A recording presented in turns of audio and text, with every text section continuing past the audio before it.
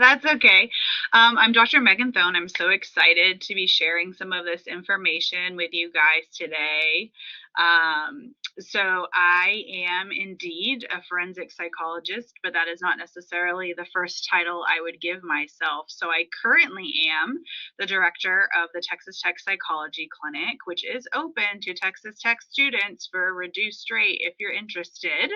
But I'm also an associate professor of practice in the Department of Psychological Sciences. I've been in my current role for about 4 years now, but I'm actually a Tech alum, and so I've been in Lubbock for a long time now. So let me tell you a little bit about where how I got into this role and what that looked like. So you all know now what forensic psychology is, having been in this class, so I can skip that part.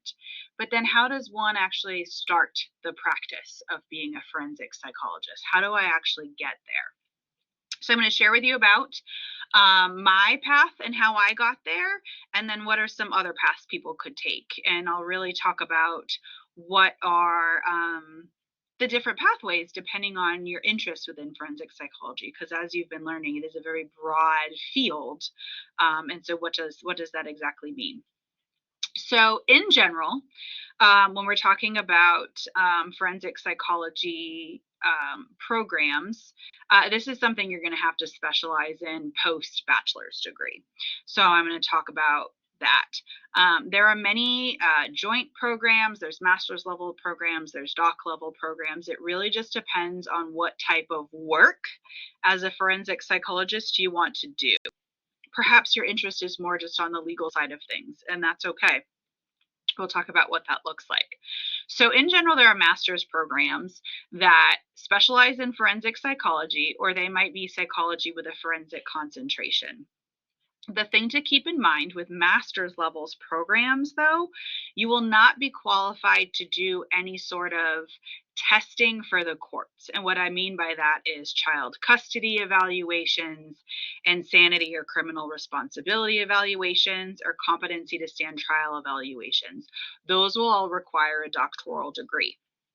So if you're just interested in providing treatment for those who are within the court systems, maybe you want to be a therapist for those within the foster care system, you want to be more of a legal advocate for people, you could just do that with a master's degree. You don't need the higher degree. Maybe you want to provide treatment programs within the jail or mandated substance abuse setting.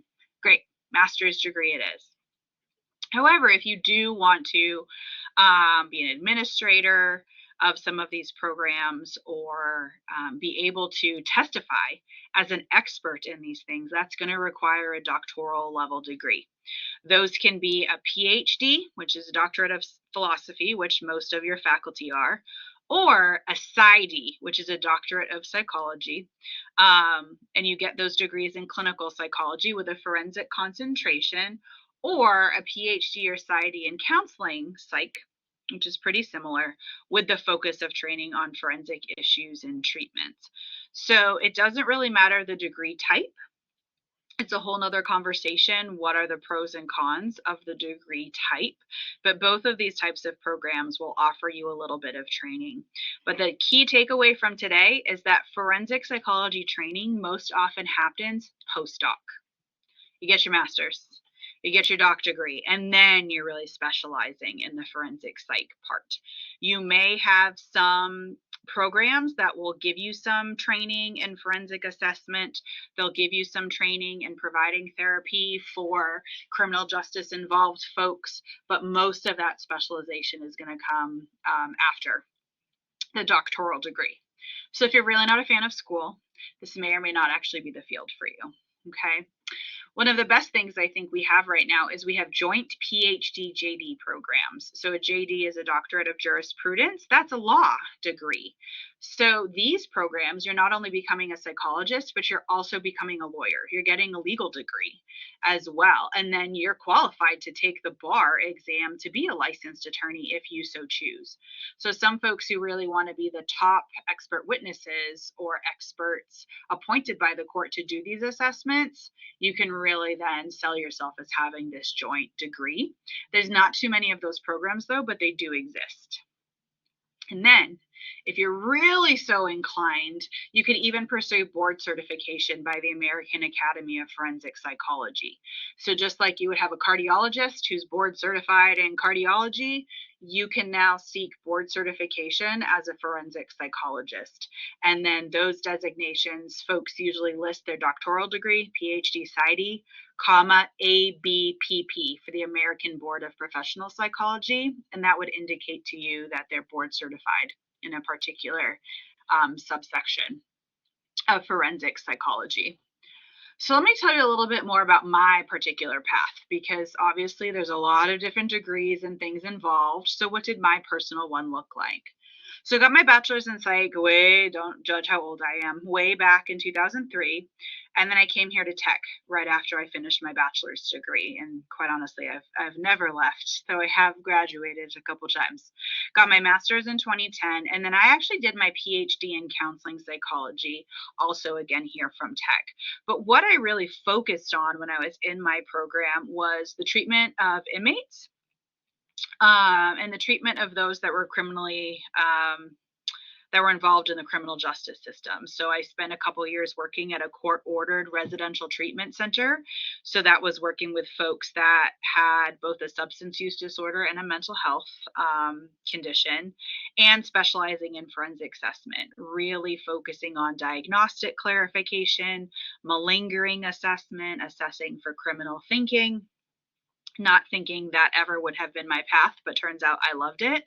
So then to become a licensed psychologist, you have to complete postdoctoral training. But I also wanted to continue to pursue a forensic psychology path. So I then spent an additional year working on my license and specializing in crisis management and treatment of severely mentally ill inmates. And I actually did that here at the Lubbock County Detention Center and was the mental health manager there for a year. And I really loved that position. It was fast-paced, chaotic. All my colleagues were fantastic, but it was a lot. And so then I continued my postdoctoral training back here at Texas Tech at the Institute for Forensic Science at the time, where I had a focus on forensic assessment and forensic and correctional research. And so all of those things put together then led me to get a position as a research assistant professor within the forensic science program here at Texas Tech. And so I was the advisor for the forensic science minor for a time, but then felt like I needed to go back to my home in psychology, and actually got my current position over here in the Department of Psychological Sciences as the director of the psychology clinic. I still currently wear many hats though. So my next slide is, what exactly do I do now?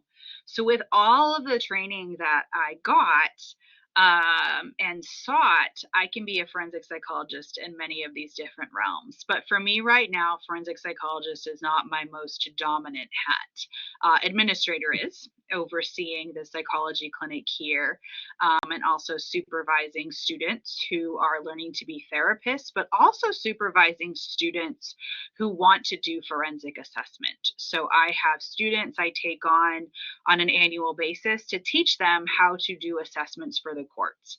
And my area of expertise is competency to stand trial. So informing attorneys, informing courts, is this person able right here, right now, to represent themselves in court, to assist their attorney? Or are they too ill to do so and they need some treatment first? So I do those on a regular basis, and I do them for Lubbock County, but I also do them for any county within a 2-hour radius that calls me, and even then some. I do a fair amount by telehealth for areas north of Amarillo as well. So I've spent a period of time being a research consultant for the Lubbock Police Department, because my areas of research expertise are wellness programming for law enforcement personnel. So what kinds of things can we implement for police to reduce their depression, to improve their community engagement, and things like that. So I don't like jobs where I only do one thing. I like to wear the many hats, and I'm often not in the office. But with all of my training, I'm able to put together a position that really allows me to do all of those things. but I love doing the forensic assessment probably as some of the most things. I like the puzzle. I like the challenge. I like the level of expertise I have to maintain. So I get to attend a lot of continuing education, constantly are reading the literature and digging into the current research to be able to inform my work, which is a really important part of being a forensic psychologist. So, on a day to day, I never know exactly what I'm doing.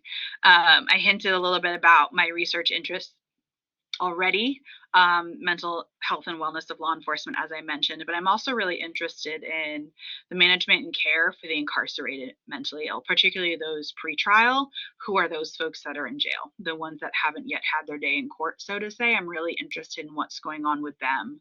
At the time of arrest, many folks are having substance use concerns. They may or may not have untreated mental health issues. And so I'm really interested with their case proceedings. And that really ties into the second one, because many of the folks that are in those positions are of low income, might not have the best outcomes with the system in general. So I'm interested in what those look like. So my day to day is a little bit crazy. Like I said, I love working with the courts. I love training students to do this work, but it takes a lot of training. It is definitely an area of specialty. But if you think it's one that you might be interested in pursuing, please don't hesitate to reach out to me. Email is the best way. If you're thinking, well, do I go for a master's program? Do I go for a doctoral level program? I have like some email templates that answer all of those questions. So don't hesitate to email me. It's just my first name dot last name at ttu.edu. And if you forget what it is, Heidi can connect you with me. But thank you for your time. I'm so excited I was able to do this.